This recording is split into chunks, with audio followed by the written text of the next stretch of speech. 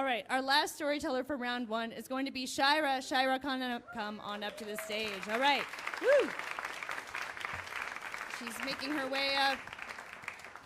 Let's see. How's the microphone height? Look, I'm about the same height as you. And that story about the kid in the refrigerator, my kid, Alec, yes. Okay. So, why did the chicken cross the road? Somebody give me a why. Just somebody give me a why. Why? To get to your house. Knock, knock. The chicken. Okay, y'all. That's ready to get sunk in. All right, that was a joke.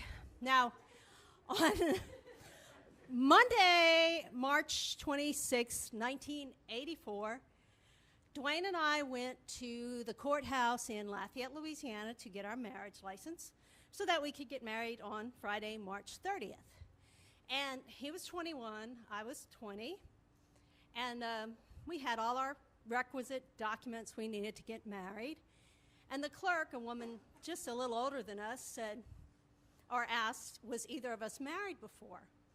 And as I was saying no, Dwayne turned slightly towards me and said, in a deadpan voice, I thought you were married before.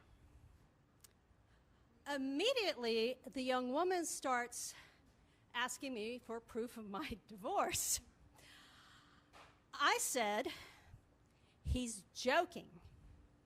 She was very skeptical, and rightly so. Now, why did I say he's joking rather than lying? Why did I say anything? But in any case, we straightened it out, got our marriage license, and got married on March 30th. Now, because I was pregnant when we got married, that's why I'm getting married when I'm 20, okay? We didn't have a church wedding. But I had been raised Catholic, and at the time it was very important to me to be married in the church.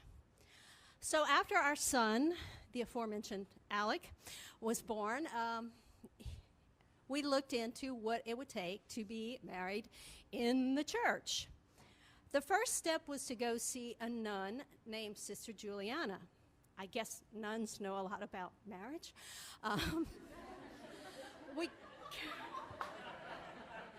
So Sister Juliana was your standard issue middle-aged nun, and she's telling us what we need for our,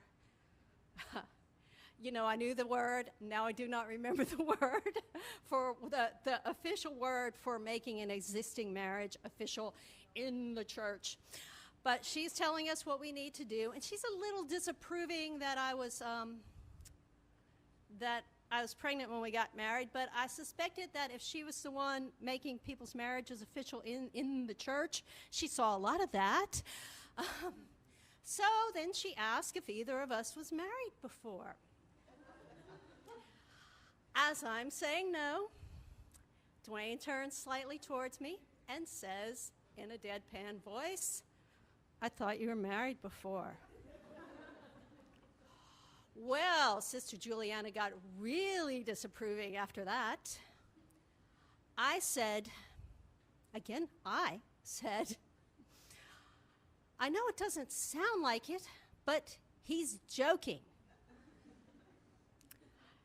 Everything I said before? Yeah. I don't come across that well in this story either, do I? So, Sister Juliana was even more skeptical than the girl at the courthouse. I don't even remember the rest of our visit with Sister Juliana. We didn't follow up on that. Perhaps surprisingly, Dwayne and I were married beyond our 11th anniversary. Less surprisingly, we were never married in the church. A screwdriver walks into a bar and orders a Bacardi and Coke. The bartender says, I thought you'd have ordered the drink named after you. The screwdriver says, you've got a drink called Stanley Tools? What's in it? Thank you.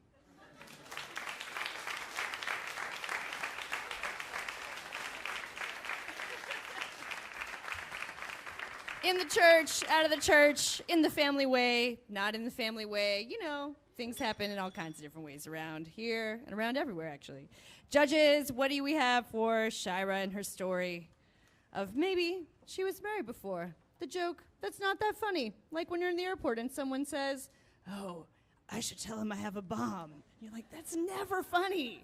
Never, ever is that going to be funny. All right, Hocus Pocus, you guys are up. You guys are up. What, falling off on the job here? 8.0, thank you very much. There we go. Giggles and Guts, what do we have for Shira? 7.8, thank you. And Harley Quinn's, what you got for us over there? 8.3, there we go.